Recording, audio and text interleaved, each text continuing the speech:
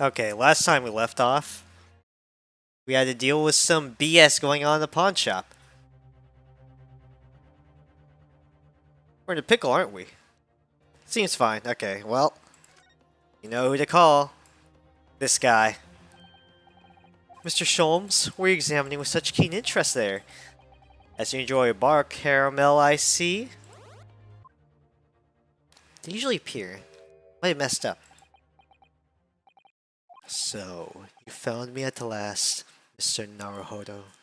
Sorry, after that young pickpocket sent me on my way, I was forced to lurk in the shadows.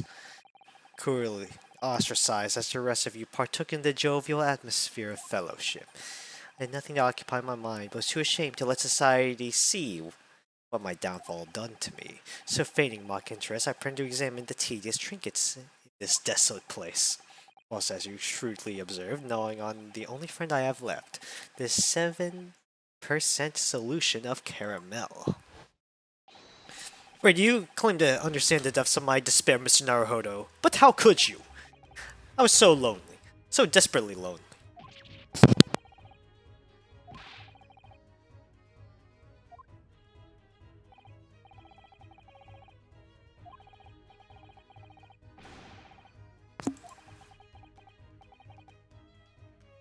You're sad, weren't you? Poor Mr. Sholmes, I feel simply awful for you. It would seem that my inferences are correct. Oh, surely you're not about to tell us that you've solved the entire case once again? My dear madam, sometimes I wonder, were my genius for deduction to become monetized, how much could I pawn it for? Seems Mr. Sholmes has had another of his flashes of inspiration, but who knows if it'll help us resolve the situation between Miss Lestrade and this mysterious gentleman. What's the right thing to do here? Yeah, listen to it. Why not? Oh, Miss Lestrade, it appears that you find yourself in something of a predicament. Where in the blue blazes have you been, eh? Pardon? When the lady's in trouble, a true gent's supposed to be there to help. Straight away. Not an hour later. Harsh. And who, pray tell, are you? Mr. Eggert Benedict, who have, in my eyes, a veritably encyclopedic array of curiosities about your person. Nevertheless, there are two immovable conclusions I've drawn. I beg your pardon. The first is this. The true reason for your visit to this pawnbroker today is something you have not yet revealed. And the second is this. A considerable crime is in contemplation, one you will orchestrate with an intent to steal a vast sum of money. Well, Mr. Benedict, what do you say about my deductions? How? Phew! Seeing that once again, Mr. Sholmes has made a flawless deduction. Who you think you are, sir?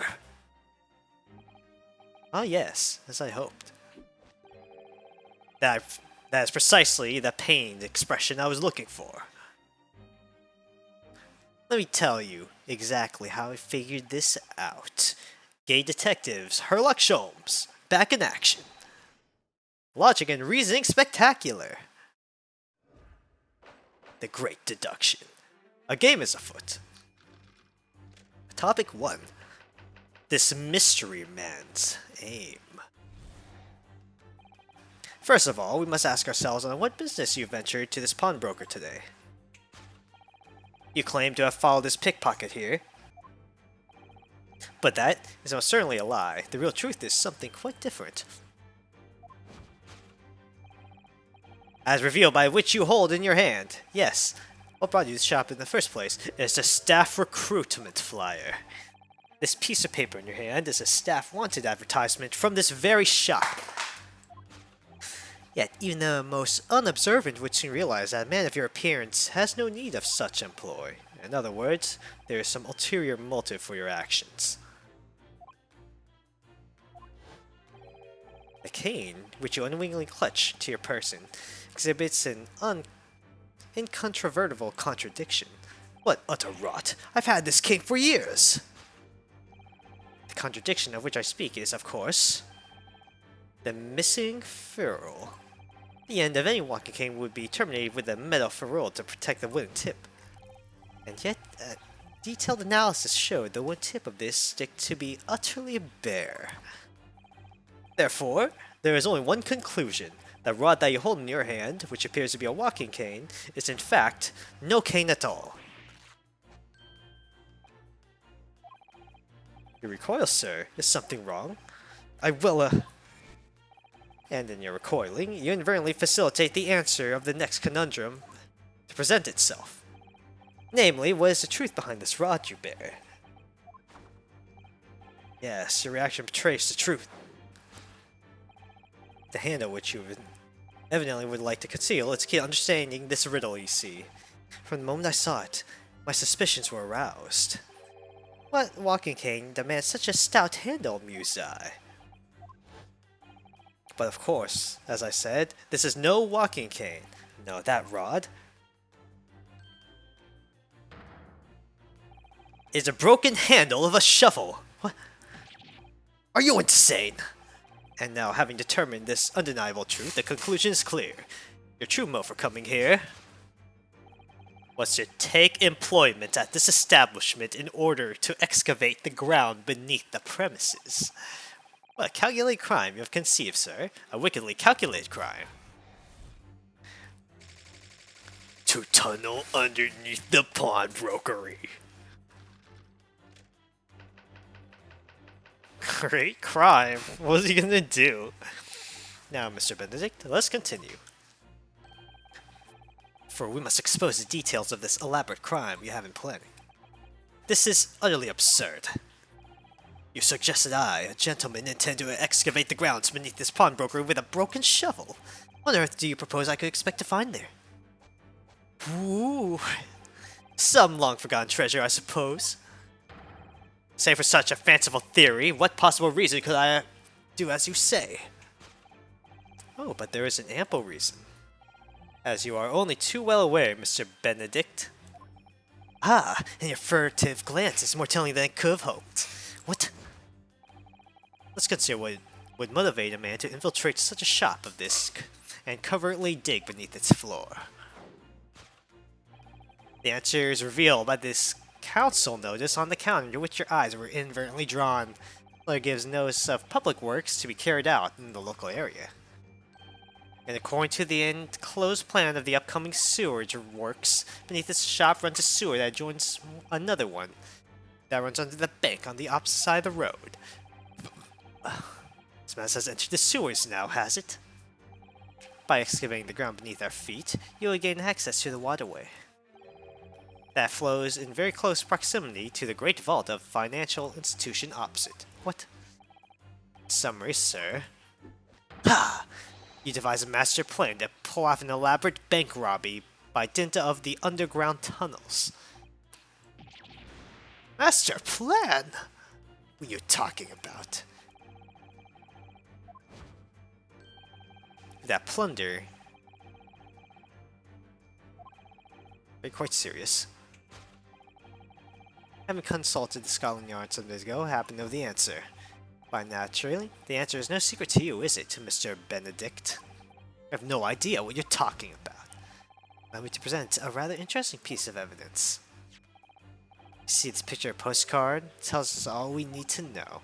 Postcard of the Great Exhibition? I'm afraid you've quite lost me. Currently in the final stages of preparation, the Great Exhibition will soon be underway, and the government has provided extra funds to complete its centerpiece, the Crystal Tower. Funds are currently in the vault of the bank, on the other side of the road. Pardon. This considerable crime we have been contemplating is the theft of which sits in the vault of that bank, the special reserve funds for the Great Exhibition. Of course, that is top-tier secret police information, so keep it under your hat, please. To steal the Great Exhibition's reserve funds. This concludes Herlock Sholmes' great deduction of this pawnbroking puzzle.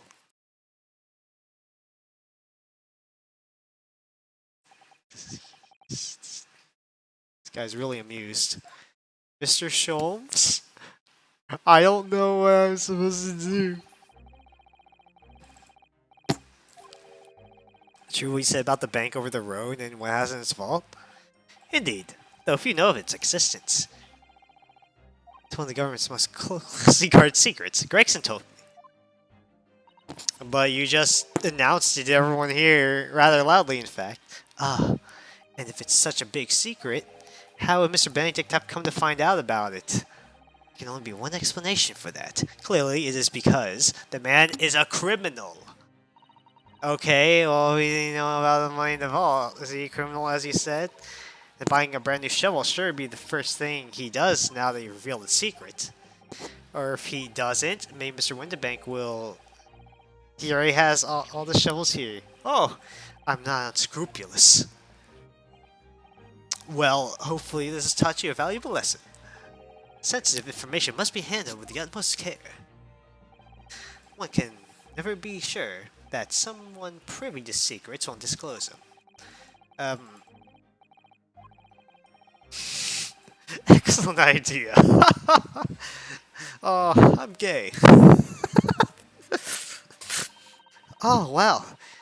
You know what to do about the gay detective Herlock Sholmes' great gay deduction.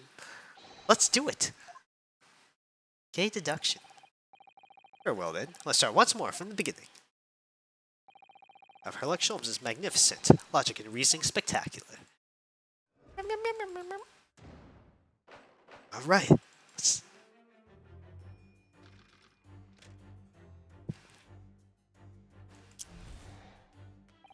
First of all, let's ask ourselves on what business you ventured to this pawnbrokery today. You claim to have followed this pickpocketeer, having had the redemption ticket stolen from you on the street. But that is most certainly just a lie. The real truth is something quite different. As revealed by that which you hold in your hand, what brought you to shop in the first place is a staff recruitment flyer. So by Mr. Sholmes' reasoning, Mr. Benedict came here in order to apply for a job so he could dig down through the floor. Mm-hmm. Sounds really cool. Very. I think it's fair to say that his motives lie elsewhere. The question is, where and what did bring Mr. Benedict here at a particular point in time?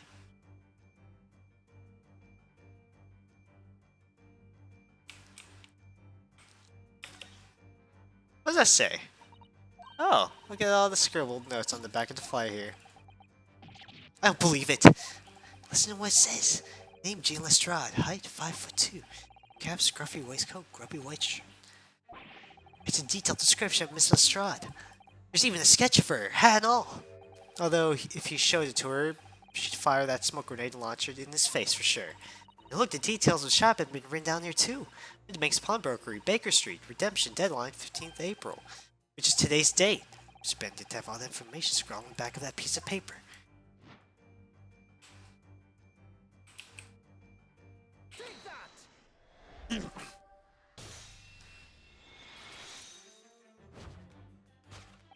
Yes, what brought you to the shop here in the first place?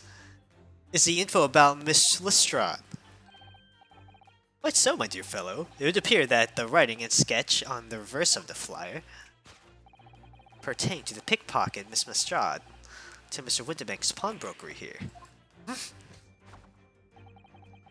You originally told us that you had merely given chase after Miss Lestrade stole the redemption ticket from you. But that, sir, is the thinly veiled lie.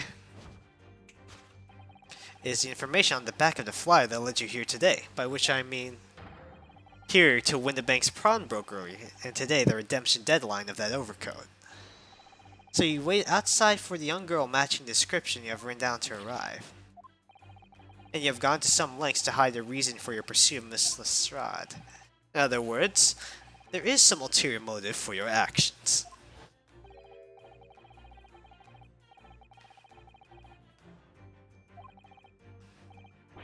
I've had this game for years. The contradiction of which I speak is, of course, the missing ferrule. Oh, it's a ferrule. It's the metal cap commonly found at the end of AK and Mr. Naruhodo. appears to be missing on the cane. Doesn't actually look broken though. The gentleman certainly did recoil. Mr. Sholmes identified the cane as suspicious.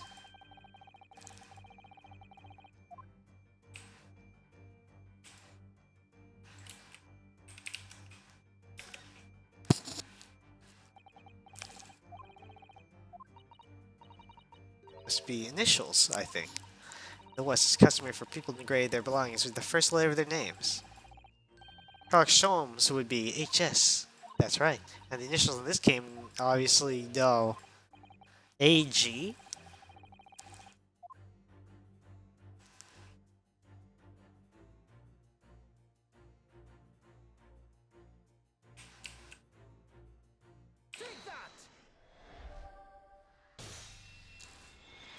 Yes, obviously. The contradiction of which I speak is, of course, the initialing. A most astute observation, wouldn't you say, Mr. Eggert Benedict? We are led to believe, sir, that your initials are EB. Yet most possessive mayor you have in your grasp, a cane bearing the initials AG. An incontrovertible contradiction indeed, would you not agree? No! This cane isn't... You said before that you had that cane for years. So you don't tell us you just borrowed it from a friend or found in the park.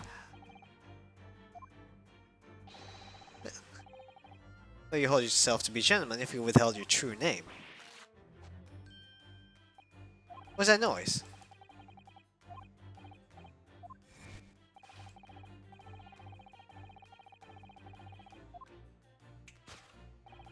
Namely, what's truth behind this rod you bear? Your action betrays the truth. Handle which you evidently would like to conceal is key to understanding this riddle, you see. Let's consider the bare bones of what's happened here. Mrs. Stride redeemed the fine-looking overcoat. A mysterious man has appeared, introducing himself with a fake name, claiming that the overcoat belongs to him. We know that he actually identified Mrs. Stride from a written description, which suggests everything else he's told us is untrue.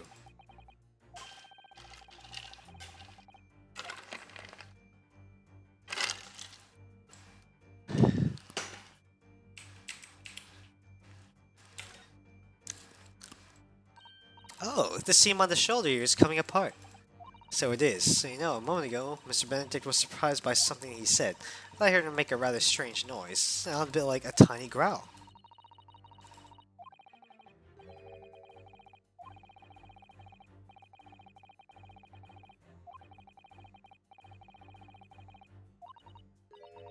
I'd like to see. Sorry. So how can we make Mr. Benedict run around?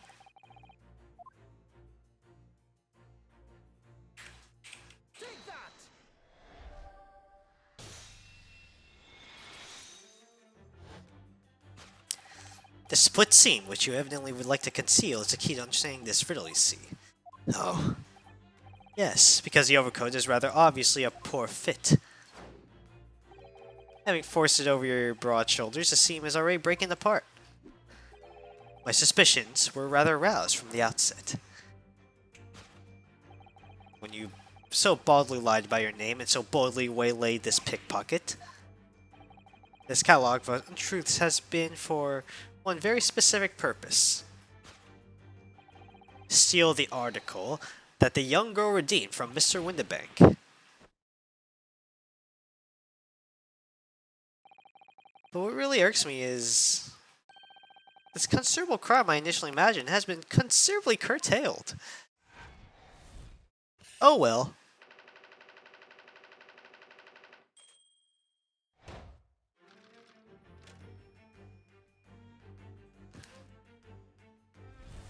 Well, let's see what you're gonna try to do. From most explicit details of this elaborate crime you have in the planning. This, what? You suggest that I, a gentleman, designed a wheeze to filch some tawdry article of pottage.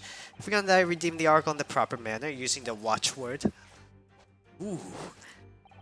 Had I not been the one to deposit it in the first place? How could I possibly have known the relevant details? N'est pas? Oh, but the watchword can be discovered. As you're only too well aware, Mr. Benedict. Any furtive glance is more telling than I could have hoped. Let's consider how one like come to learn a secret watchword relating to the pawn property of another. Method is revealed by the council notice on the counter which your eyes were obviously drawn to. The direction of deduction must change rather dramatically now. Yeah, you can't tunnel into sewers anymore. But hey, it sounds exciting. Anyway, you can't deny that this mysterious gentleman did know the watchword. Professor, if you didn't know that word, Mr. Winterberg would never allow you to redeem the Oracle. Looking at another way, if you did know that word, Mr. Winterberg would allow you to redeem the Oracle whether it was yours or not.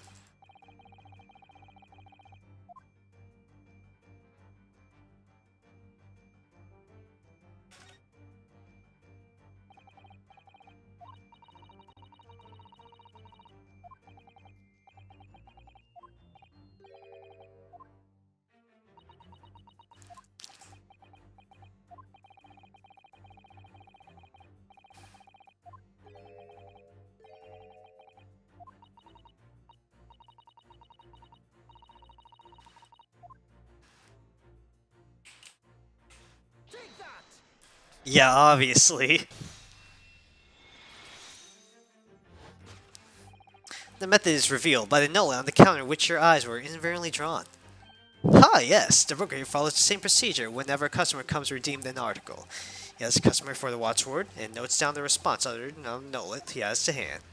Then he consults his ledger and confirms whether or not the watchword matches that of the article in question. I'd expect nothing less of a diligent pawnbroker.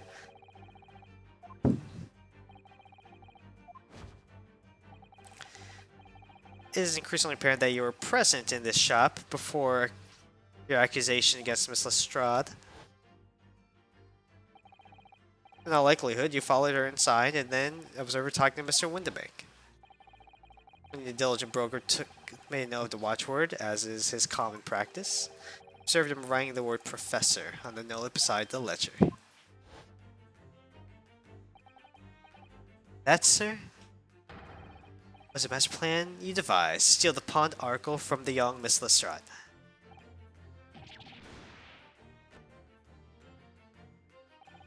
Which brings us to the last, final chapter of this lurid scheme. Why would you go such lengths to redeem that particular article from this pawnbroker? Are you quite serious? Well, for an ill-fitting overcoat. Actually, you had a very good reason to make them yours, didn't you, Mr. Benedict? I have no idea what you're talking about. Now would you present a rather interesting piece of evidence? You see, this picture postcard tells all we need to know. Michael says we're talking about the overcoat and the music box that says one of the pockets. Such like steal them. Here you have the evidence we need to explain it.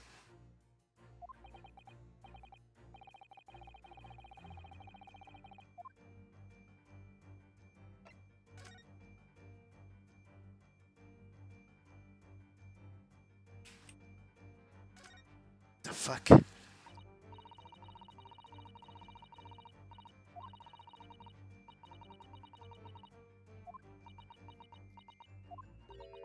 Or McGilded.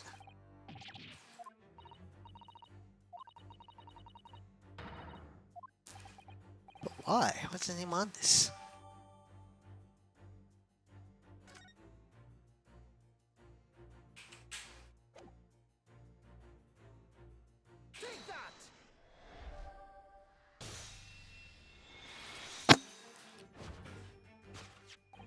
You see, this music box disc tells us all we need to know. What's that on the back? It reads for McGilded. Ah, Mr. Magnus McGilded, the unfortunate philanthropist who perished in curious circumstances. Prominent man in London, though his loan mongering demonstrated a distinct lack of scruples. So you're an associate of his, aren't you? Or perhaps a subordinate? Mr. McGilded was a man of unusually small stature, in fact. He was precisely the right size for that overcoat that you quite squeezed yourself into. True identity remains shrouded in mystery, Mr. Eggert Benedict. But the final conclusion here is crystal clear. The reason came to this pawnbroker today was to retrieve an article left behind by the late Magnus McGilden.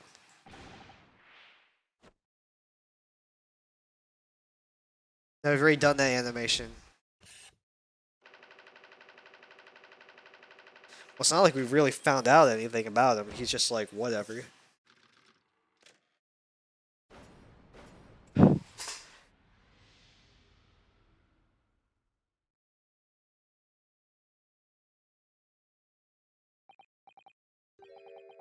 Mr. Magnus McGilden, not a name I expected here in these circumstances. Mr. Sholmes, I'm afraid there's something very troubling on my mind. Pray tell, Mr. Sato. Well, according to what Mr. Windibank told us earlier, today was the final day on which the coat would have been redeemed, was it not?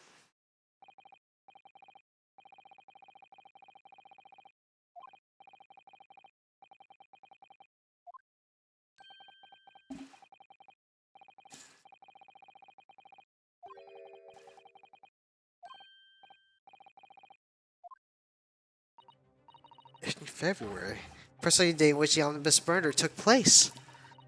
10:30 this evening.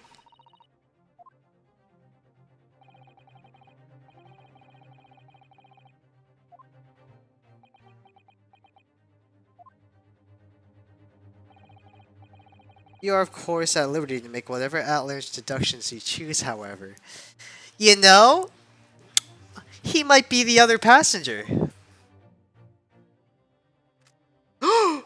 I must insist you hand over the music box disc now. Quick! Herlock Sholmes! Punch it out of his hand! What the? He punches it.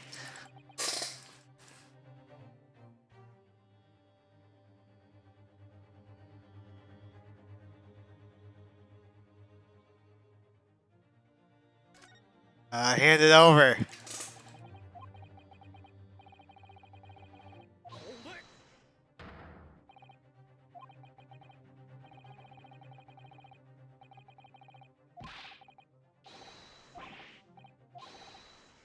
Okay. We got the police here. What's going on? Inspector? That's right, Sunshine. The alarm was raised in one of our dedicated emergency lines. So we got here as fast as we could. Now, what's all this about, huh?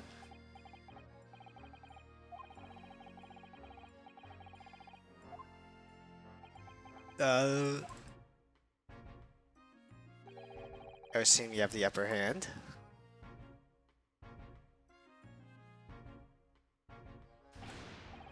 Right. You like got some explaining to do. I do appreciate being bothered with some argy-bargy.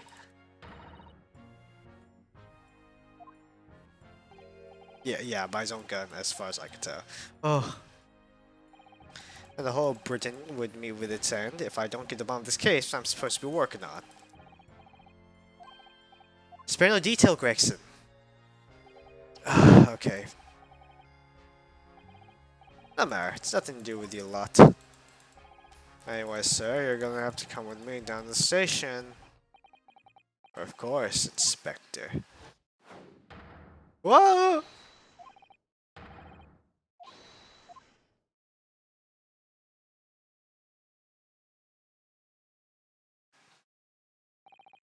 There's been a spray of thefts at pawn shops around here recently, so we've fitted emergency buttons underneath the counters for brokers to let us know when there's trouble.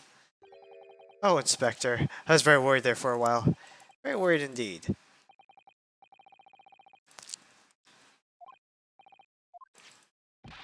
Are we taking whatever it is of McGill down to the yard? Thank you very much. Sure.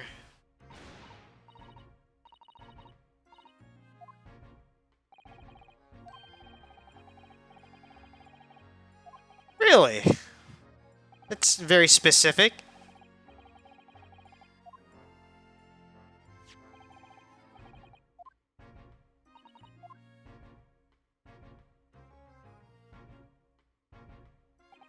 And so, we hand Mr. McGilden's disc over to Inspector Gregson, and we're summarily turfed out of the shop and spat onto the street.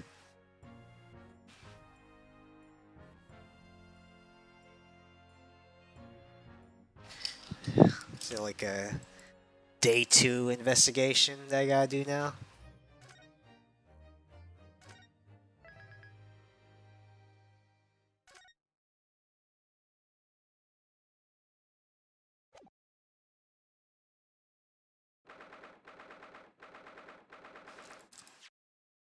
No.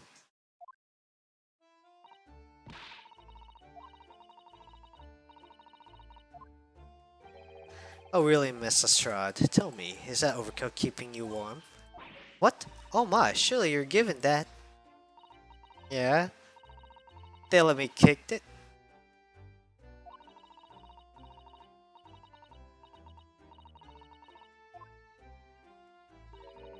Always pays off giving people a look at that you ate him. Can't help feeling that it's going to get you in serious trouble one day.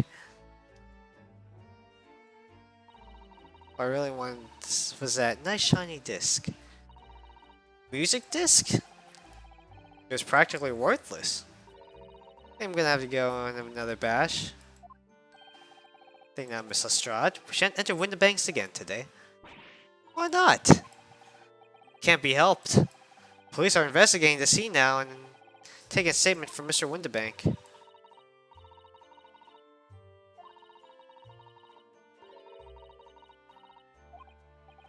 Apparently.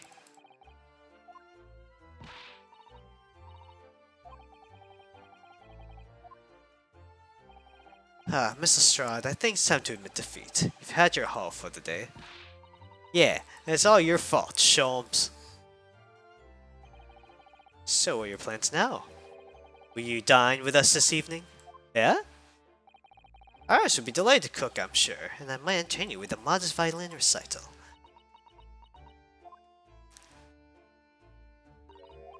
Nah, sorry.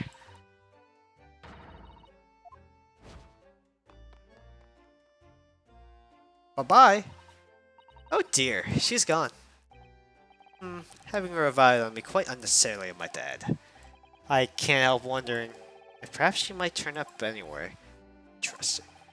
I had a chance to calm down. I think there's a good chance she'll decide to come. Very well. On to my set place for a potential guest at the dinner table this evening. And one more thing. I should be glad of your company later too. Sorry. I believe I'll have a rather splendid surprise to show you. I'm gonna bring Cosmo to the table today.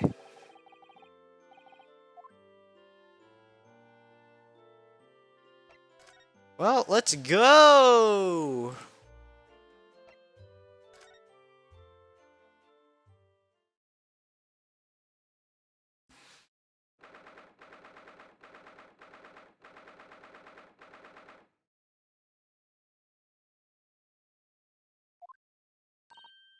Ah, Susie. Come in. Good afternoon, Iris. Thank you so much for breakfast this morning. Oh, don't mention... Goodness, look at the time already. Busy as always.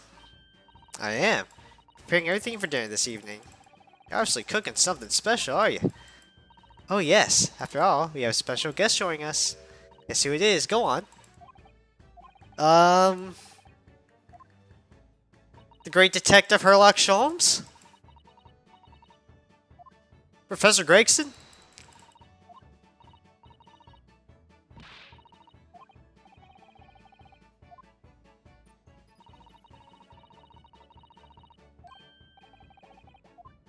Clearly you let her keep the gun.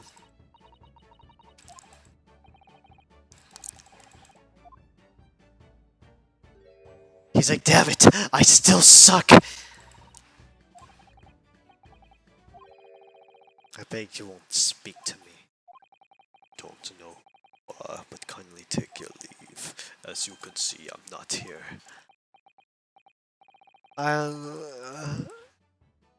Yeah, don't talk to him. It gets like this. He's completely oblivious to everything. Yeah. Really? He just behaves just like a child sometimes. Sally does. Yes, except that Iris is clearly the parent here. What's the matter, Runa? You have ever such a funny look on your face. Oh, it's none.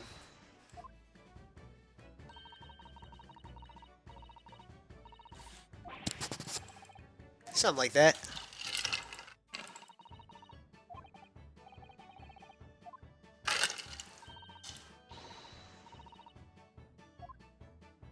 Well, I guess we're gonna have a talk fest.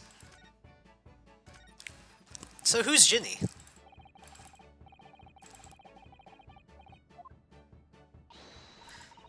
Well, my experimental smoke grenade launcher. Although, after the trial, I invited her back here and we had dinner together. Now we're best of friends. Oh, so you are. Every bump into her on the street, she runs away as fast as she can. Chase after her down the back alleys. And then I let her have the latest color of smoke grenade I developed. Oh, so many beautiful colors. Suppose this means you've let Mrs. Strahd keep the smoke grenade launcher? Ooh. I got bored of it anyway. Hurley always reacts the same when I shoot him with it now. Poor Hurley.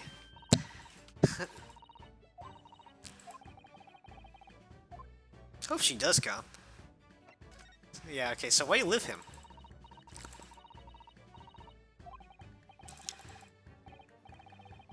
Where are your real parents? My mom and daddy weren't with me anymore. Mom passed away when I was born. Around the same time, my father. He had to go to a faraway land because of one of the cases he and Hurley were working on.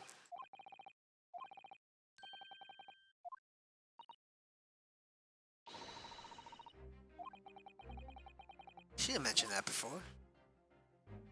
His dead body's in there! Huh. So it is true, Mr. Sholmes really did have a partner with whom he tackled some of his most taxing cases? Of course. Always nice to have one, isn't it? Mr. Sholmes' partner was your father? Really told me I wasn't allowed to look in the chest, but it only made me want to look even more. So I opened it up.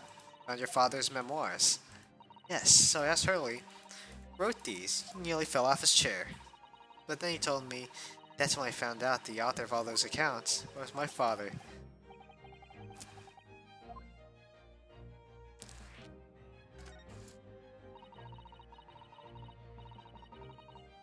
I was tiny when he took me in. So it came as quite a shock when Hurley told me he wasn't really my dad. I wonder why Mr. Sholmes told us to tell you. At least it's because he wouldn't have been able to hide it from me. Having lived with Hurley after all these years might say that the ways it's rubbed off on me. They're just things I can just see. Especially lies. I almost know when people are lying before they open their mouth sometimes.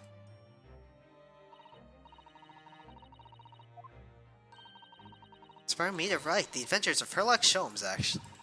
I always assume Mr. Sholmes simply told you all those thrilling stories. He's kinda bad. He forgets everything. As soon as he solved a case, it's all but vanishes from his mind.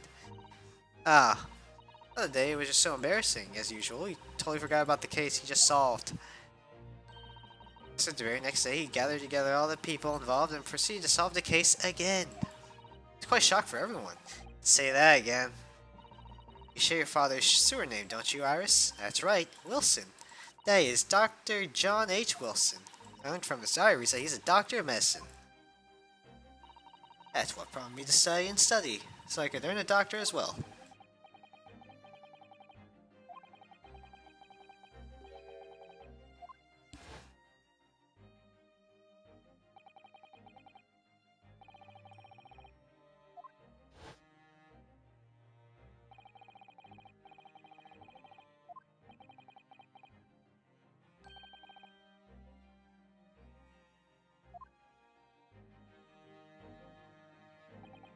That's right, visiting Professor of Medicine at Imperial University, and who, in bizarre circumstances, just lost his life before he left Japan. Susato, perhaps we shouldn't pursue this conversation any further. Right.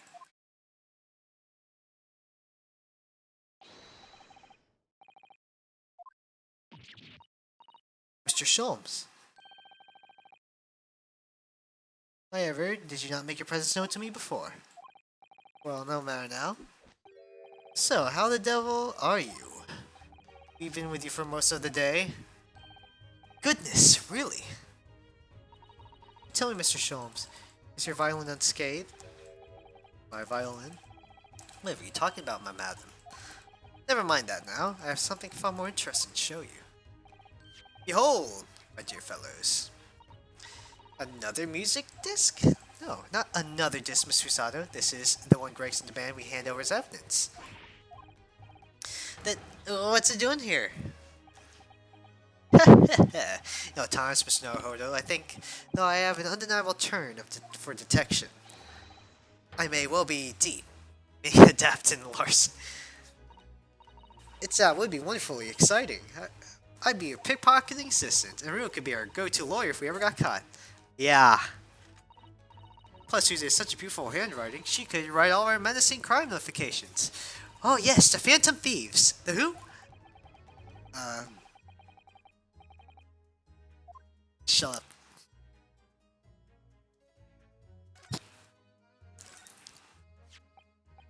I don't understand how that disc come to be in your possession. Inspector Grayson took it back to Scotland Yard. But correct. And that's... Toot is precisely like carrying one of these. That's a bar of caramel, Mr. Sholmes.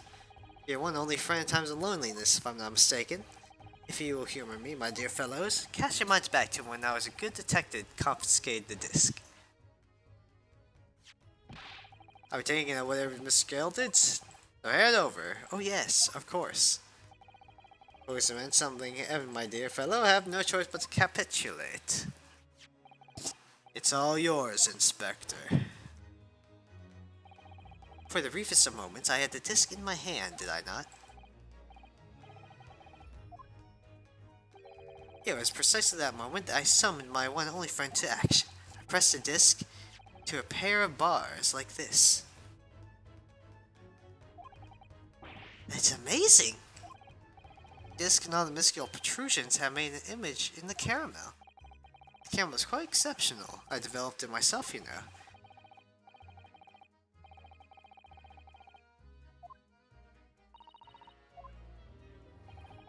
Carrying a pair of these in one's person, I frequently proves very useful indeed. Take a house for key example. Simple press and its unique form is duplicated. You can enter anyone's property at will, and never without high sucrose nourishment. Right. That sounds illegal. From the image, I was able to create this.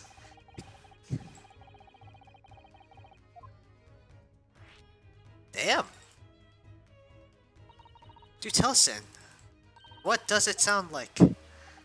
Well, I don't know. No idea. None. Are you familiar with the workings of a music box, my dear fellows? No. You don't know?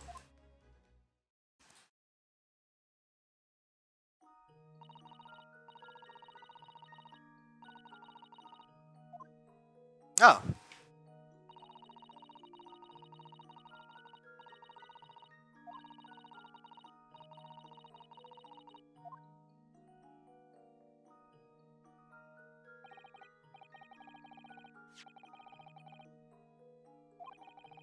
Development, the popular music boxes spread far and wide all around the world. Because discs are easily to produce and can be interchanged to facilitate the playing of different tunes. There are a great many firms in Europe now manufacturing music boxes as a result.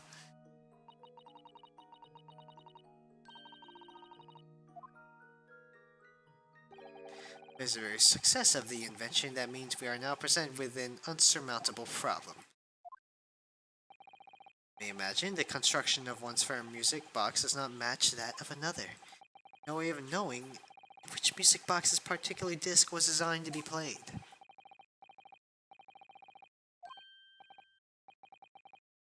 So that's why, naturally, I tested the disc in those few music boxes I have at my disposal. As you can hear. To no avail. The results were equally unsatisfactory in this one. I presently engaged in quite an example of all the music boxes ever made in Europe. That's early for you. Always taking things too far.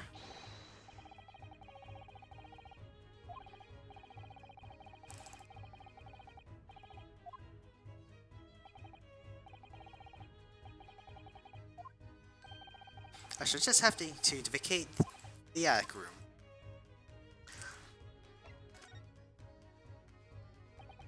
Nice been gilded.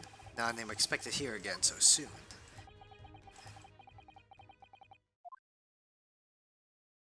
Yeah, it's that case was honestly brutal.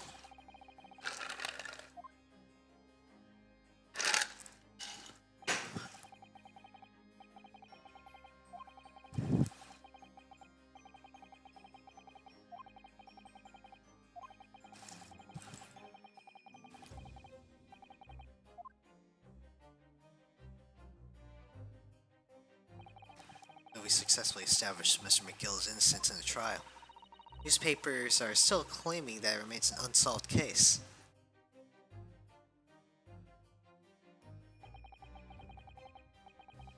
Murder of the brickmaker, Mr. Thrice-Fired Mason.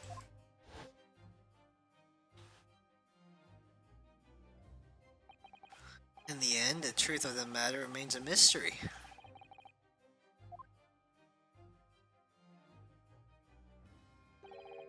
Although Mr. McGill was found not guilty through my defense, I still don't know if that was the right judgment or not.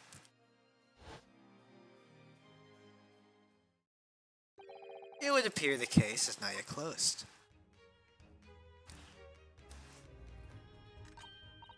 It's time I start getting things ready for dinner. Thank you, Iris.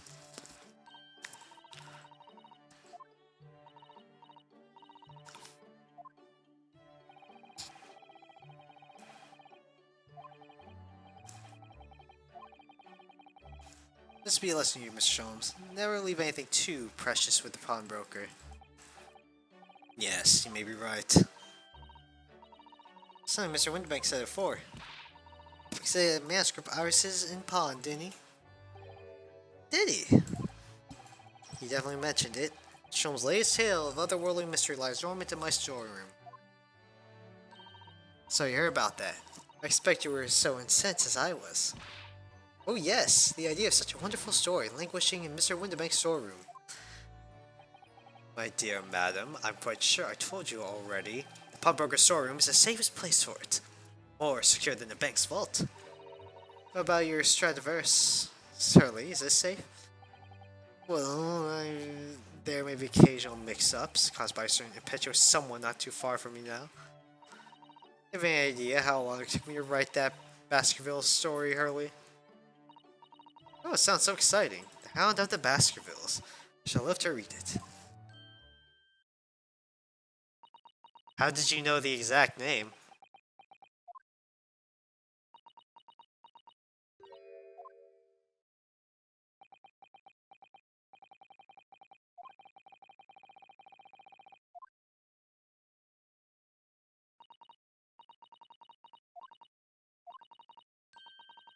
The Hound of the Baskervilles?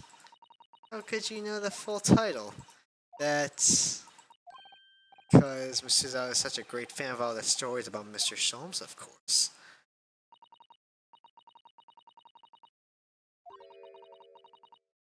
Hound of the Baskervilles never been published.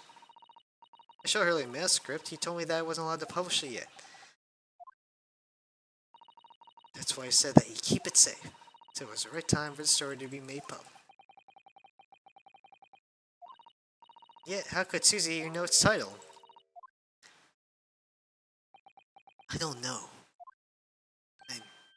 Oh, wait. It would appear our guest has arrived. Oh, hey there.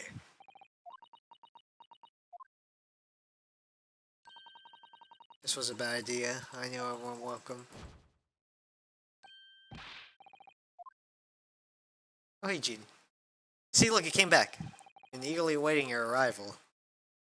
It's just that we have a mystery afoot.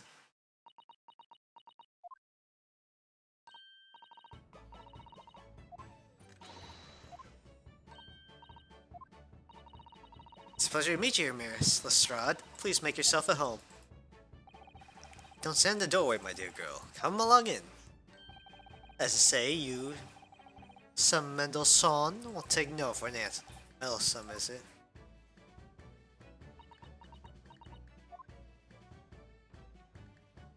Shit! It's a cat! Mr. Wagahai. There's parasol and meal that was even more delicious than usual. Sholmes' violent performance was in no way meddlesome, and Gina, as we came to call it, taught us all how to steal things from another without being noticed.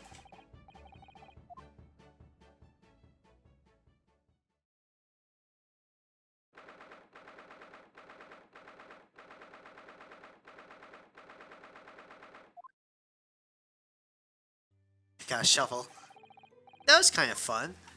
Hopefully we won't have a heartbreaking case to solve after.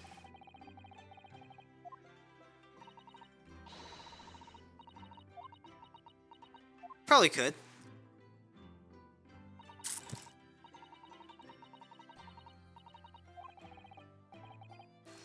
Yes, I will marry you. It's about the telegram I received. One that I arrived first this morning, I suppose. I have been summoned. What? The telegram was for Lord Chief Justice's office. Lord Strongheart has asked to see me. Huh. Tomorrow morning? Yeah, we gotta start preparing. I've been summoned alone. What for? I have no idea. I suppose I should find out tomorrow.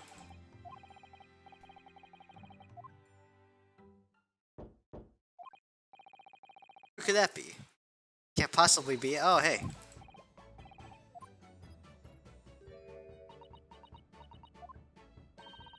And Gina, too.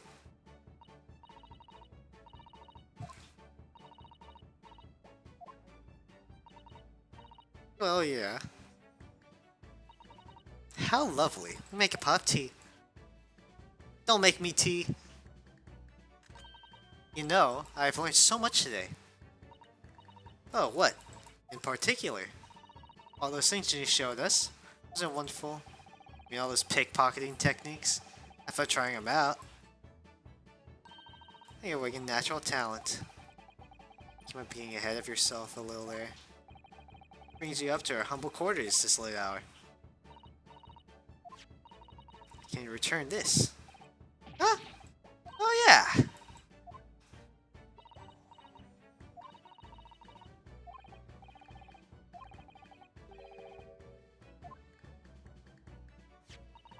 So anyway, here.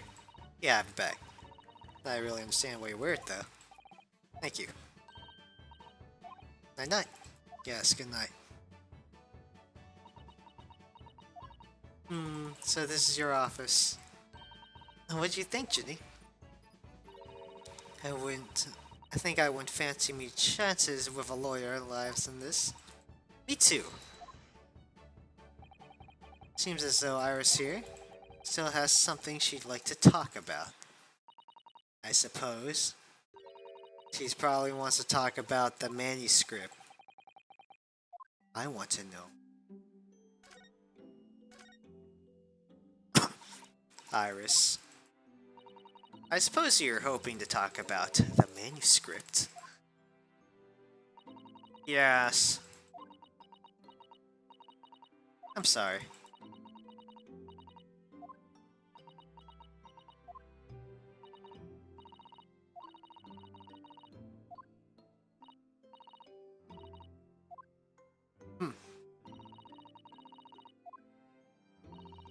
Story made up, is it, Iris? The mantle script?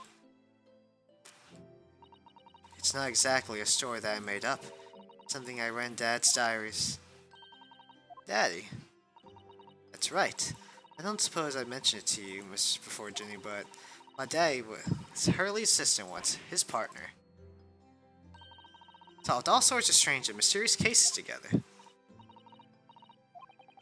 Apparently so. As surprised as you both were.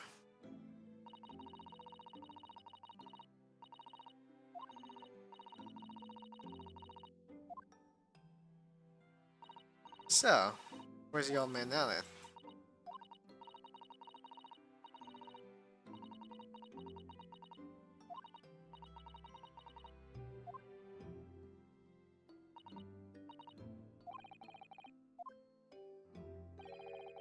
Know anything about Gina's parents either.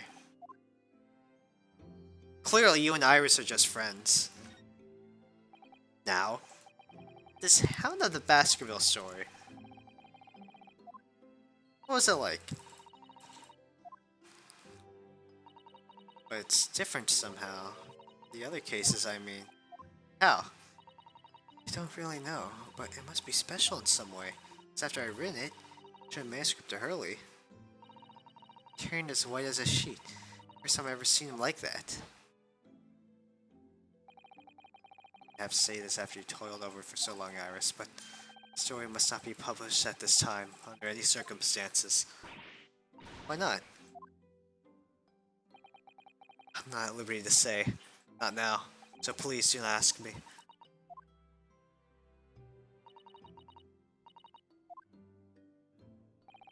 I do solemnly swear that I will explain everything one day, Iris, when the time is right. And that's how the manuscript can be with Mr. Winterbank, isn't it?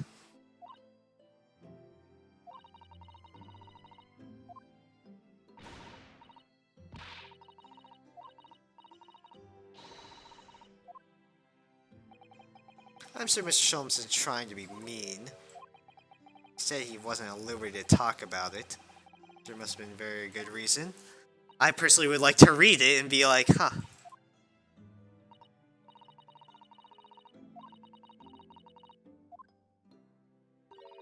Sholmes is lying to Iris.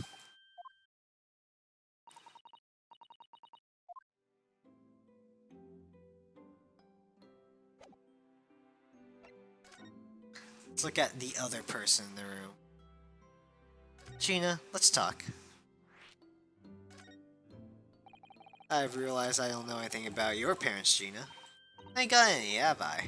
Never did, eh? Oh. Look, the East End's full of orphans like me. No one wants nothing to do with us from the minute we're born, not even our mums. I wish I had a mom. We all stay together. The older ones look after the little ones and make sure they get by. So that's why you're a pickpocket. Sure.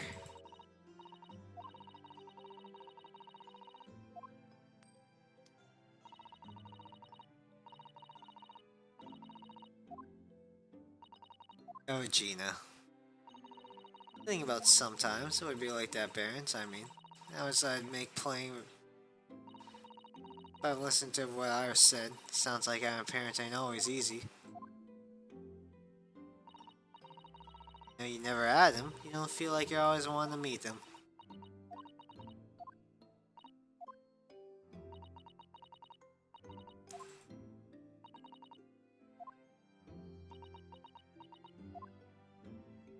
Anyway, let's talk about Sholmes' thing.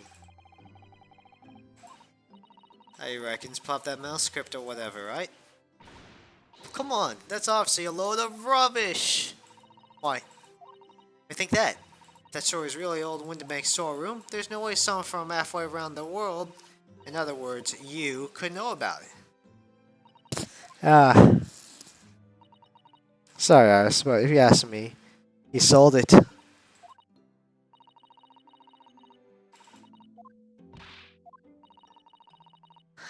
What would it be worth?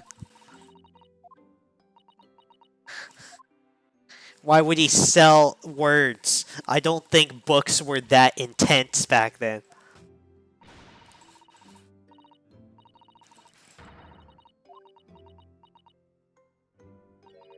If I'm honest, I have ever wondered if Hurley's telling me the truth sometimes.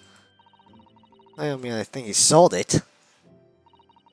Man, sometimes I wonder if he might have hidden my manuscript somewhere, actually.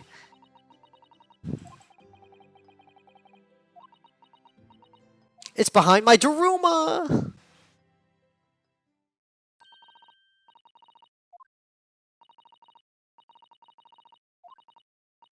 Yeah, let's hang out. Don't mention any of this to Hurley, will you? No, of course not. Good night then, Iris. And we shall end it on that good night, boys, for this stream. Now, we'll see you guys later. Hi there, this is TNT telling you that this video is brought to you by my streams at twitch.tv/TNT3Rays, where I stream gameplay every night. See you soon.